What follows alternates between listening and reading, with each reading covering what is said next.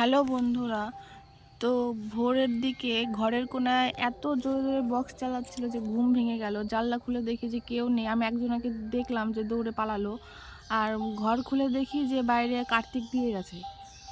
এখন বাজে উম, ভোর হচ্ছে 4:17 বাজে। এই যে দেখা যাচ্ছে 4:17 বাজে, আর এত রাতে কে যেন কার্তিক ফেলে দিয়ে গেছে, মানে রেখে দিয়ে গেছে। এই দেখো,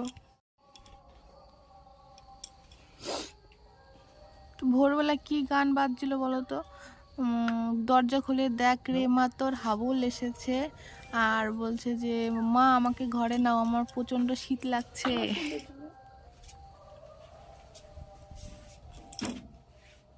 তো আমার ঘরে নিয়ে এখানে আপাতত রেখে দেব, আর পরে সকালের দিকে উঠে সব পুজোর জোগাড় যন্ত্রী করব। আর একটা কাগজে লিখে দিয়েছে খাওয়ার মেনু, কি কি আইটেম হবে সেটা।